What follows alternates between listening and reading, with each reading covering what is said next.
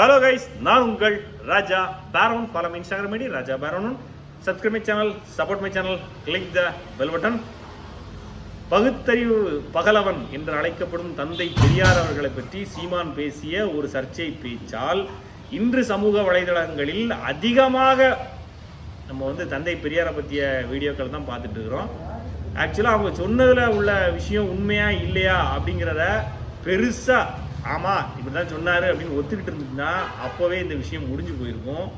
அது இல்லாமல் அவருடைய விரும்பிகளாக இருக்கக்கூடியவர்கள்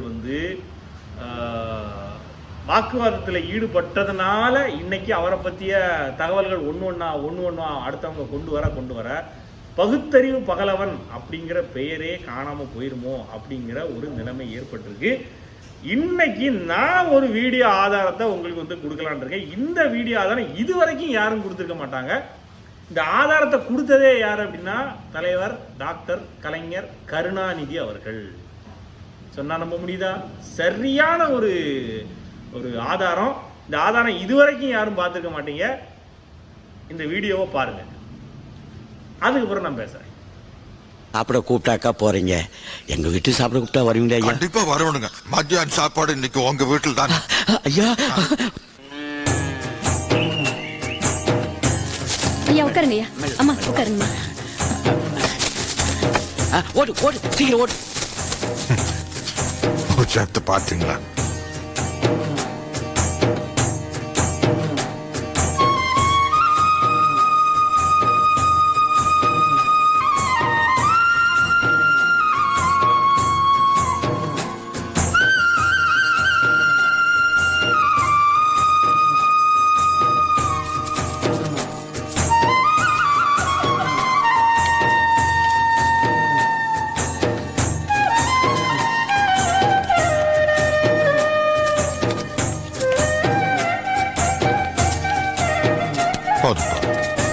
இங்க போடுங்க. கிழக்கு போல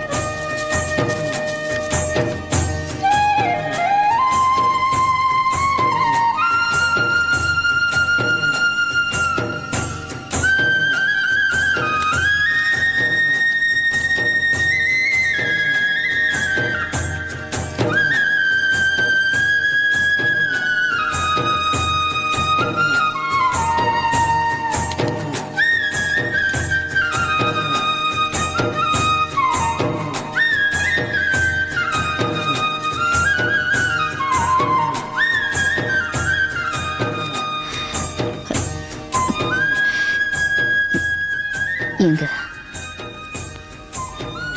உங்களுக்கு சாணி நாத்தம் வரலையா? எனக்கு குமட்டிக்கிட்டு வாந்தி வர மாதிரி இருக்கு. கொஞ்சம் ரசம் மோரும் கொண்டாங்க. இந்த கொண்டு வரங்க ஐயா.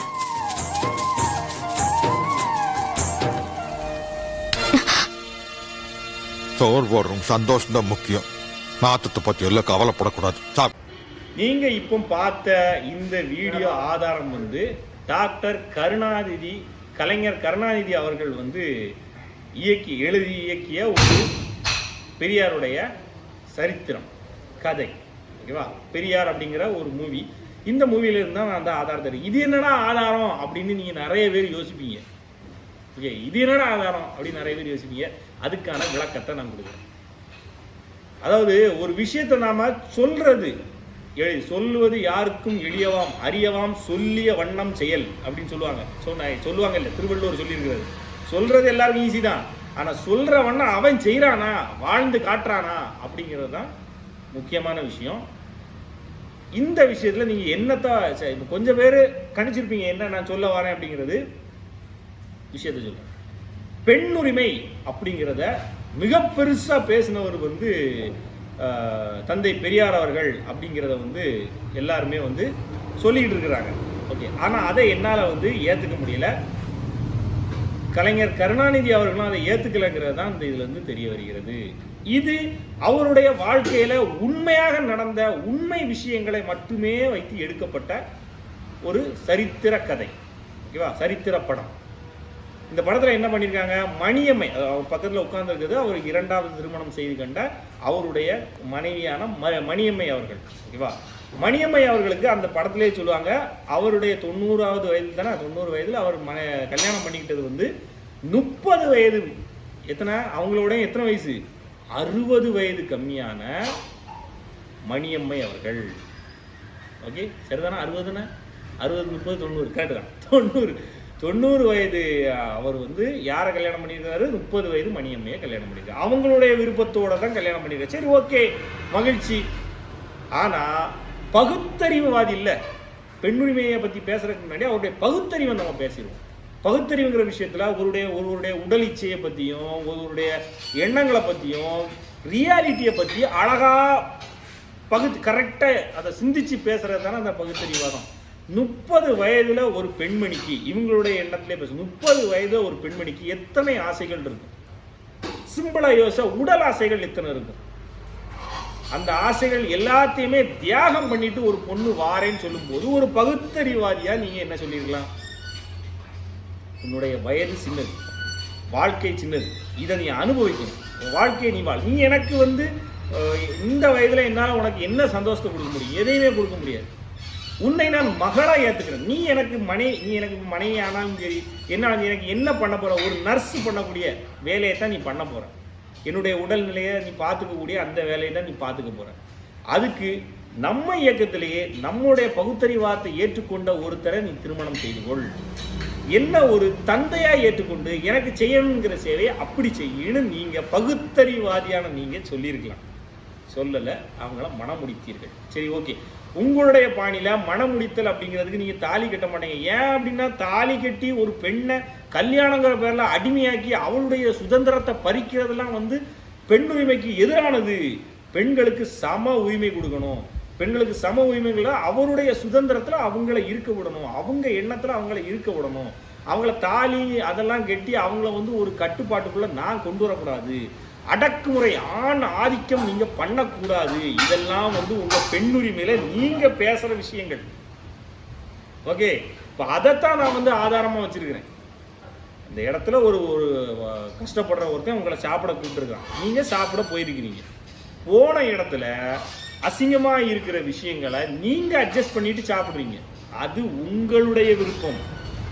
ஒரு பெண்ணுக்கு கொமட்டுது, அவங்க அந்த வீடியோல சொல்றாங்க, எனக்கு கொமட்டிட்டு வருது, எனக்கு அந்த வாடை தாங்க முடியல. வேற எதுவுமே சொல்லல. இவன் மோசமானவன், தாழ்ந்த குடியில் உள்ளவன், என் வீட்டில் சாப்பிட மாட்டேங்களான்னு சொல்லல. என் வீட்டில் அப்படியே சொன்னாலுமே அது அவங்களுடைய உரிமை, அவங்களுடைய எண்ணம். உங்களுடைய எண்ணம் வேற, அவங்களுடைய எண்ணம் வேற. உன்னுடைய எண்ணத்தை அடுத்தவனுக்குள்ள திணிக்கிறதுங்கிறதே அடுத்தவங்கள சுதந்திரத்தை நாம பறிக்கிறோங்கிறதுக்கு சமமானது. இப்போ பெண்ணுரிமைன்னு பேசுற நீங்க அந்த பெண்ணுடைய சுதந்திரத்தை இந்த விஷயத்துல பறிச்சிங்களா இல்லையா? அவங்க எனக்கு குமட்டுதுன்னு சொல்றாங்க, அதை நீங்க என்ன பண்றீங்க? அடித்து அவங்க மேல அடிக்கிறாரு. பாத்தீங்களா? இது வந்து நம்ம பார்க்கறதுக்கு உங்களுக்கு வேணா அந்த வீடியோஸ் சாதாரணமாக இருக்கலாம். ஆனால் அவங்க பேசுகிற அந்த விஷயத்துக்கும் செஞ்ச செயலுக்கும் சம்பந்தமே இல்லை. அந்த பெண்ணை வந்து அடிக்கிறாரு. அடிச்சுட்டு இதை நம்ம ஏற்றுக்கிட்டு தான் சாப்பிடணும், அவன் சந்தோஷப்படுறதுல நமக்கு இது இருக்குது அப்படின்னு நீங்கள் சொல்லி கொடுக்குறீங்க. இதை நீங்கள் சாதாரணமாக கூட சொல்லி கொடுத்துருக்கலாம். அடிக்கிறீங்க அப்படிங்கிற போது அங்கே என்ன வருது அப்படின்னா, என்னுடைய மனைவி, அதனால நான் கை நீட்டுறேன் அப்படிங்கிற கண்டிஷன் தானே போகுது. அங்கேயே அந்த அடக்குமுறை, பெண்ணியம், நீங்கள் பேசுகிற பெண் உரிமைங்கிறது செத்து போச்சே. ஒரு பெண்ணை கை நீட்டுறீங்க, நீங்க அவளுடைய எண்ணத்தை நீங்க வந்து செயல்படுத்த விடாம நீங்க அதுக்கு வந்து அடிச்சு அவளை வந்து சொல்லி கொடுக்குறீங்க. அப்பவே பெண்ணுரிமை நீங்க சொல்ற பெண்ணியம், நான் சொல்றேன் இல்லை, நீங்க சொல்ற பெண்ணுரிமை பெண்ணியம்ங்கிறது செத்து போச்சே. அவளுடைய எண்ணத்தை நீங்க, அவருடைய சுதந்திரத்தை நீங்க பறிச்சிட்டீங்க, அவருடைய எண்ணத்தை நீங்க பறிச்சிட்டீங்க. ஒண்ணு, ஒரு பெண் என்னதான் நம்ம சுதந்திரம் கொடுத்தாலும் சரி, என்னதான் நீங்களும் நாங்களும் சமம்னு சொன்னாலும் சரி, உடல் அளவில் பார்க்கும்போது ஆண்களுடைய வலிமையை விட பெண்களுடைய வலிமை கம்மி தான். இதனால என்னதான் நம்ம சுதந்திரம் கொடுத்தாலும் சரி, ஆண்கள் வந்து பெண்களுடைய பாதுகாவலனா இருக்கணுங்கிறது நம்மளுடைய எண்ணங்கள். ஓகே, நம்மளுடைய விஷயம், நம்ம பாலிசி அதுதான்.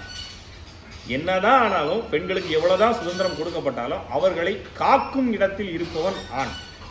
பெண்ணை அடிக்கிற உரிமை ஆணுக்கு கிடையாது, பொம்பளைய அடிக்கிறவன் ஆம்பளையே கிடையாது. இதுதான் நம்ம பாலிசி. ஓகே, ஆனா நீங்க ஒரு பெண்ணை கை நீட்டுறீங்க.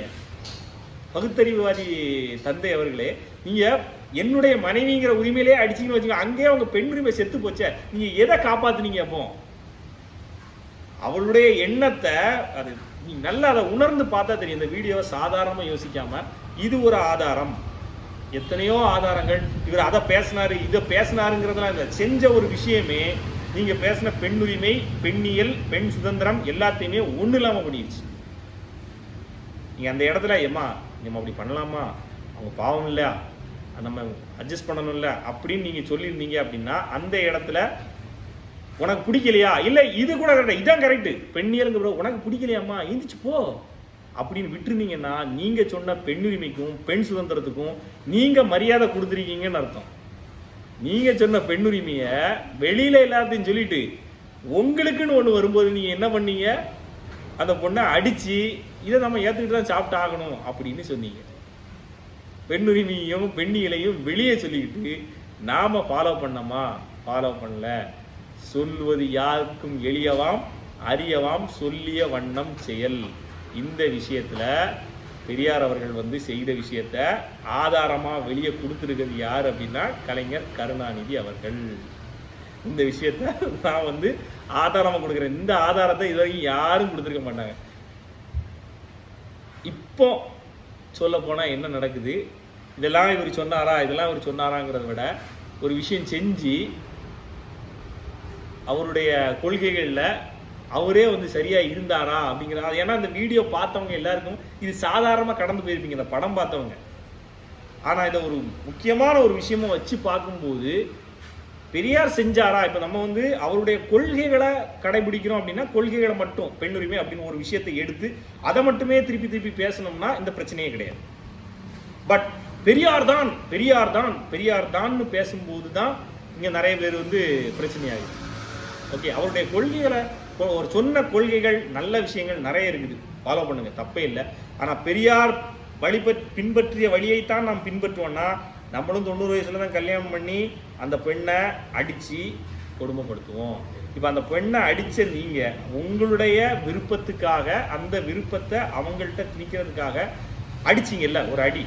ஓகே, இதுக்கும் ஒரு குடிகாரன் இருக்கான்ல, அவன் தன்னுடைய விருப்பத்துக்காக தனக்கு ஒரு விஷயம் தோணுதுங்கிறதுக்காக தன்னுடைய வீட்டில் உள்ள ஒரு தன்னுடைய மனைவி தான் அவளை அடிக்கிறான்ல, அதுக்கும் என்ன வித்தியாசம் இருக்குது? நீங்களும் உங்களுடைய விருப்பத்தை அவங்கள்ட்ட சொல்றதுக்காக தான் அடிச்சீங்க, இவனும் அவனுடைய விருப்பத்தை சொல்றதுக்காக தான் அடிச்சான். உங்க விருப்பத்தை பூத்துறதுக்காகத்தான் அடிச்சு சொல்லி கொடுத்தீங்க, அவன் அவனுடைய விருப்பத்தை புரியறதுக்காக தான் அடிச்சு சொல்லி கொடுத்தான். ரெண்டுக்கும் என்ன வித்தியாசம் இருக்குது? பெரிய அளவில் ஒரு வித்தியாசமும் இல்லை. உனக்கு பிடிச்சதை நீ செய்யுமான்னு நீங்க விட்டுருந்தீங்க அப்படின்னா பெண்ணுரிமை ஜெயிச்சிருச்சு, நீங்க சொன்ன பெண்ணியம் ஜெயிச்சிருச்சு. இவனை நீங்க நம்ம கேள்வி கேட்கலாம், இப்ப கேட்க முடியுமா? முடியாது.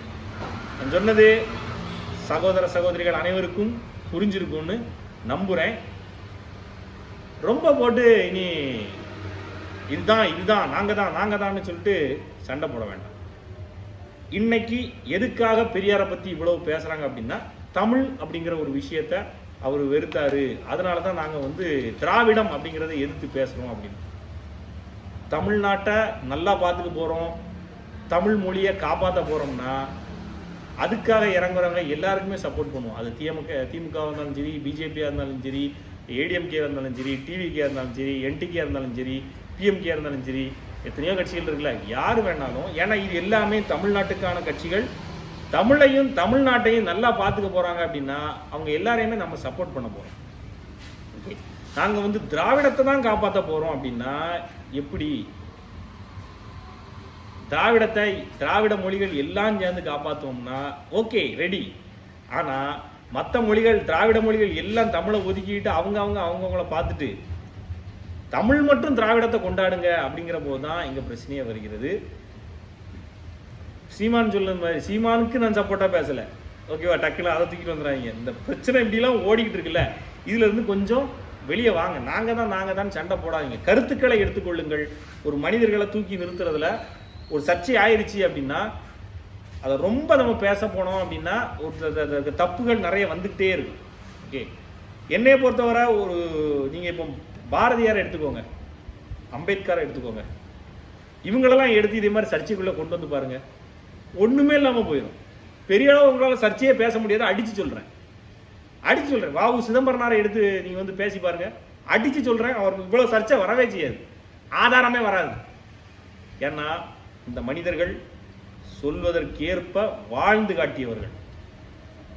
ஓகே, அதனால சர்ச்சைக்கு கண்டினியூவாக ஒரு மேலே சர்ச்சை வரப்போகுது அப்படின்னா வேண்டாம், அதை விட்டுட்டு அவங்க பேர் அப்படியே இருக்கட்டு, பகுத்தறிவு பகலவனாகவே இருக்கணும் அப்படின்னா ரொம்ப சர்ச்சைகளை போட்டு குழப்பாதீங்க.